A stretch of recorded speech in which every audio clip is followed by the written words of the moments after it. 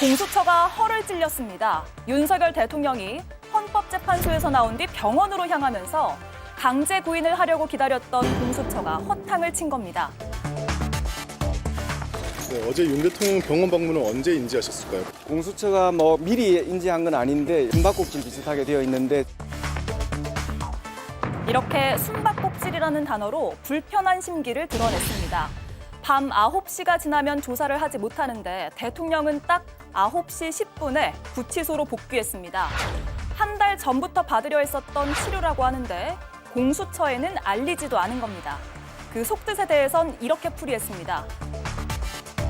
수사를 회피하려는 목적이 아니냐. 저희들은 일정 정도 그렇게 보고 있습니다. 어제 우리 수사진이 밤 9시까지 그 구인을 위해서 기다렸고 그 시간 이후에 구치소에 도착한 것으로 알고 있습니다. 그래서 그러한 점에 대해서는 매우 유감스럽게 생각합니다. 윤석열 대통령은 오늘도 공수처의 수사를 일체 거부하며 철저히 무시하고 있습니다. 그러면서도 되려 인권 침해를 당했다며 반발하고 있습니다. 지금 상황을 어떻게 봐야 할까요? 네, 지금 상황을 어떻게 봐야 할까요?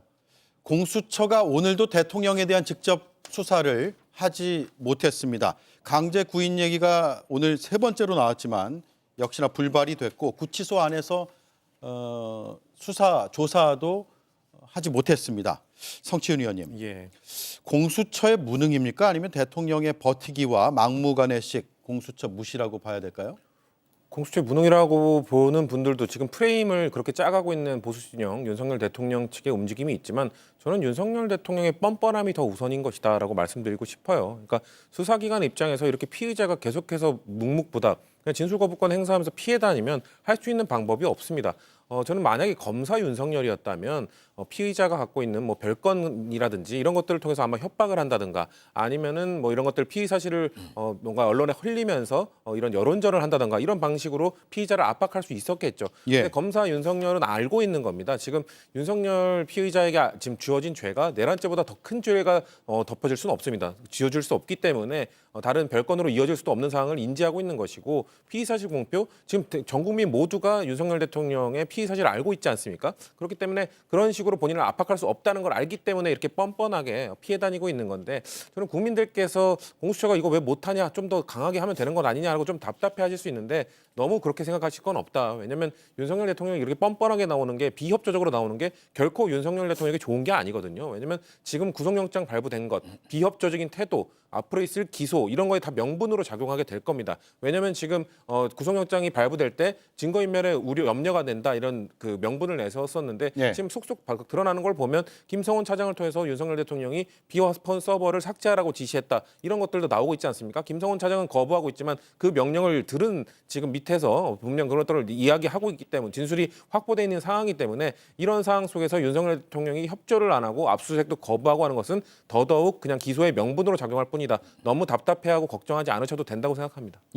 오동훈 공수처장은 숨바꼭질이라는 표현을 오늘 썼는데 어제도 강제 구인을 나섰다가 실패를 했고 공수처는 헌법재판소에서 윤 대통령이 서울구치소로 돌아가는 그 시간에 맞춰서 갔지만 그 사이에 대통령은 헌법재판소에서 곧장 국군병원으로 향했고요.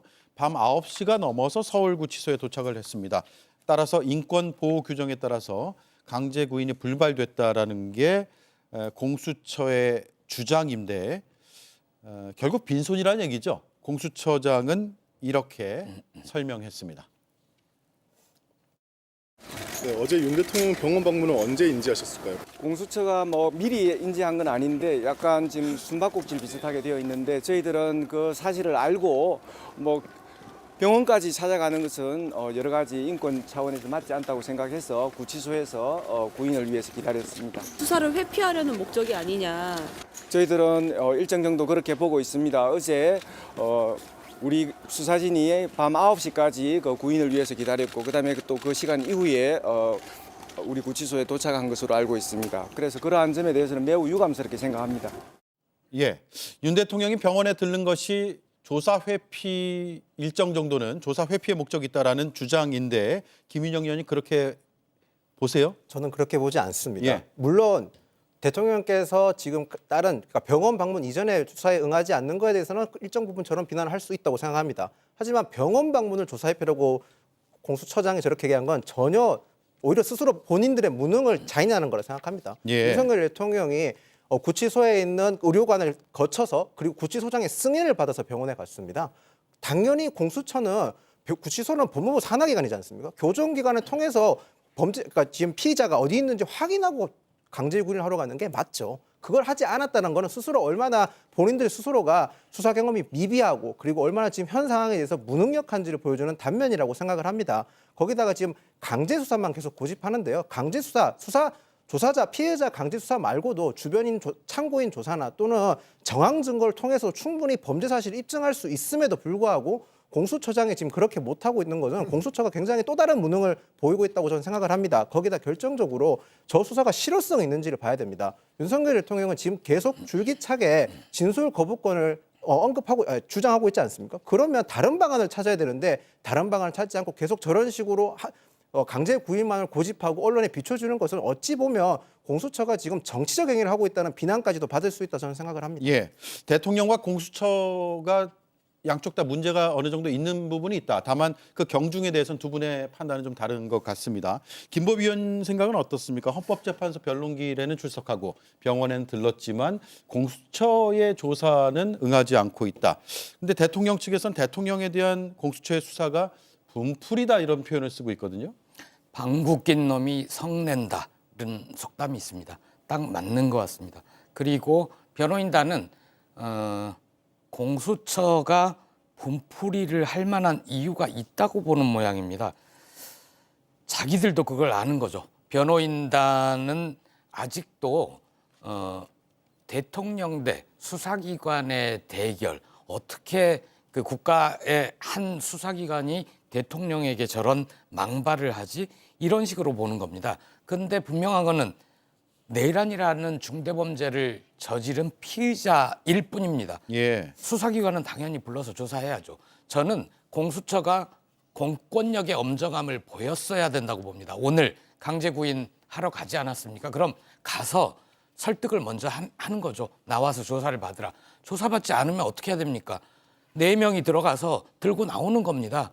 양복, 정장 입을 시간 주지 않고 0010 수임번호 찍힌 그 채로 수임복 입은 채로 언론에 노출시키고 망신 주고 당신이 자발적으로 나오지 않으면 이런 식으로 우리는 할 수밖에 없다. 지금까지는 대통령으로 예우를 좀 하려고 우리가 노력했는데 그런 식으로 도망다니고 숨바꼭질하고 수사기관을 욕보인다. 그러면 우리도 할 수 있는 모든 방법을 다 해야 한다. 할 수 있다라고 엄중하게 경고를 해야 됩니다. 예. 윤석열은 지금 법폭 행태를 보이고 있습니다. 자신은 법 위에 존재하는 초법적인 존재다. 조폭이나 주폭보다 훨씬 위험한 법폭 같은 존재고요. 윤석열의 행태는 지금 피의자, 범죄자들에게 교과서가 될 것입니다. 아, 저렇게 해도 되는구나. 나도 병원 가야 되는데 병원 좀 보내주세요. 아픕니다. 저 피부과 예약하고 왔는데 좀 갔다 오면 안 됩니까? 이럴 수도 있고요. 제가 수사기관에 나갈 때, 출석할 때 정장을 입고 머리도 좀 만지고 넥타이 메고 나가고 싶은데 교도관들 협조해 주십시오. 이렇게 하면 어쩔 겁니까? 윤석열에 대한 모든 대통령 예우를 없애야 됩니다. 대통령 예우를 하는 이유는 대통령이 국가와 국민을 위해서 일할 때입니다. 그런데 이자는 국민들에게 총뿌리를 들이민 자 아닙니까? 중대범죄 피의자에게 무슨 대통령 예우를 합니까? 공수처는 공권력의 엄정함을 보여주시길 바랍니다. 예. 대통령에 대한 분풀이가 아니라 오히려 수사기관에 대한 모욕죽이다라고 말씀하셨네요. 자, 그런데 이긴 의원님, 네. 공수처도 좀 과한 거 아니냐 이런 여론도 분명히 있긴 있어요. 예를 들어서 이제 가족 접견을 못하게 한다거나 편지 주고받기를 금지했다라는 건데 이게 어떻게 보십니까? 이게 중대범죄 피의자의 증거인멸 등의 우려가 있기 때문에 했던 조치다라고 볼 수도 있고 또 반대쪽에선 이것까지 금하는 것은 과하다라고 주장이 나오고 있는데 일단은 제가 어저께 헌법재판소에 이제 나온 대통령의 모습을 보면 좀 놀랬던 것은 생각보다 굉장히 멀끔한 모습이었다. 지난 박근혜 대통령 때의 모습과 비교를 했을 때 수감된 피의자의 박근혜 대통령의 모습과는 굉장히 다른 모습을 보면서 일반적으로 수감된 피의자와 윤석열 대통령의 수감은 질적으로 다르구나. 어떤 방식으로든 수면 아래에서 대통령이라는 혜택을 받고 있구나라는 누군가의 형평을 제기할 수도 있을 것 같습니다. 그런 네. 의미에서 공수처의 이런 처사에 대해서 과하다고 누군가 지적을 할 수 있는데 일단 가장 원죄는 대통령에게 있죠. 구속영장 집행을 계속해서 회피하고 있고 무엇보다 강제 구인을 어떻게든 빠져나가려는 모습들을 계속 보이고 있는 것 아닙니까? 이 멀쩡한 차림으로 사실 대통령 헌법재판소에 변론으로 나왔다가 그 변론이 끝나고 나서 오후 3시 43분에 병원으로 이송을 했습니다. 예. 근데 나온 시간이 오후 9시 10분. 그러니까 피의자 인권 규정에 따라서 오후 9시 이후로는 구인을 못한다, 조사를 못한다라는 그 규정을 남용하기 위해서 이렇게 한 것으로 보이는데 사실상 윤석열 대통령 입장에서는 필리버스터 진료이죠. 어떻게든 수사를 회피하려고 하는 필리버스터 진료라는 비난을 피할 수 없을 겁니다. 그러나 구인을 실패했다고 해가지고 변호인 외 적변을 거부하게 한다거나 서신을 주고받는 것은 물론 뭐 분풀이라는 짓도 있지만 이런 것들은 좀 조심해야 될 것 같습니다. 왜냐하면 이런 행위가 옳다 그르다를 떠나서 내란죄의 수사가 제대로 되려면 최소한의 피의자의 방어권은 좀 보장이 돼야 된다고 생각을 합니다. 그래야 재판정에서도 판사들에게 적법하게 피의자의 최소한의 방어권이 인정됐구나라는 것을 인정해줘야 되는데 예. 어찌 보면은 강제 구인을 못한다고 해가지고 이런 처사를 보이는 것은 재판에서 윤석열 대통령에게 유리하게 작용할 수 있다는 것을 공수처가 좀 인식했으면 좋겠다는 말씀드립니다. 예. 앞서 김윤영 의원이 지적해 주셨는데 어제 병원 방문 예정돼 있는 건데 수사기관이 그걸 파악을 못하고 있는 것 같은 그런 모양새가 지금 연출이 됐어요. 공수처장이 미리 인지한 건 아닌데 숨바꼭질 비슷하게 됐다라고 하면서 갑자기 이제 인권 얘기로 넘어갔거든요. 그래서 저걸 듣고 나서는 공수처에서 몰랐구나. 대통령이 병원을 들렀다 가는 걸 몰랐구나라는 생각을 할 수도 있었을 것 같아요. 성취윤 의원은 어떤 시각을 갖고 있습니까? 근데 그것을 공수처가 알 수가 없었던 건지 아니면 공수처가 그걸 좀 노력을 안 해서 몰랐던 건지 이거는 확인하기 어려운 부분이거든요. 예. 뭐 대통령의 동선은 뭐 안보 사항이 있기 때문에 뭐 안 알려줬다, 뭐 숨겼다라고 볼 수도 있는 것이기 때문에 공수처 이거 봐라 공수처 무능하지 않냐 이렇게 좀 몰고 가는 건 좀 부적절하다고 보고요. 예. 근데 혹시나 공수처가 이건 좀 실수를 했다고 하더라도 자꾸 지금 국민의힘이나 윤석열 대통령 측에서는 이거 봐라 공수처는 무능하다, 능력이 없다, 수사 경험도 없다, 지금까지 성과도 없지 않았냐. 그렇다 하더라도 공수처가 지금 자격이 없다고 할 수는 없는 거거든요. 그렇기 때문에 공수처는 자격이 없기 때문에 윤석열 대통령에 대한 수사는 이거는 불법적인 것이다. 이 논리도 맞지 않고요. 계속해서 뭔가 공수처는 무능하다는 프레임을 만들어가기 위한 좀 빌드업으로 보는데 이런 것들은 매우 부적절하다는 말씀을 드리고 싶고 글쎄요 이거는 만약에 공수처가 아닌 검찰이 주도를 했어도 그리고 지금 윤석열 대통령 측이 주장하는 대로 경찰이 주도를 했어도 저는 똑같이 거부했을 거라고 봅니다. 네. 어떤 새로운 이유를 만들어냈겠죠. 그렇기 때문에 지금 공수처가 타겟팅이 돼서 뭔가 공수처이기 때문에 난 수사를 안 받는 거야. 이건 위법적이기 때문인 거야라는 이 대통령의 프레임에 좀 말려서는 안 된다고 생각하고요. 그렇기 때문에 공수처 무능 프레임이 아니라 대통령의 비협조, 이 뻔뻔함 그리고 헌법소의 의지가 없다는 것이 지금 드러나고 있는 것 이런 것들의 프레임을 맞춰서 우리는 오히려 그거를 강조해야 된다. 그래서 저는 국민들께서 지금 이렇게 공수처가 이것도 못 알아채고 너무 한 거 아니야? 이렇게 좀 더 세게 해야 되는 거 아니야라고 답답해하실 수 있는데 다시 한번 말씀드리면 지금 이 국면에서는 공수처가 좀 못하는 걸로 보일 수 있으나 큰 그림으로 봤을 때는 저는 그 헌법재판소에도 이걸 다 보고 있을 거거든요. 예. 헌법재판소에서 윤석열 대통령이 공수처는 권한이 없다면서 거부하고 있는 이 반헌법적인 행태, 법을 초월해서 법 위에 군림하려는 행태를 다 보고 있기 때문에 전체적인 탄핵 국면에서는 헌법재판소가 역시 윤석열 피의자는 이거에 대해서 헌법소의 의지가 없구나.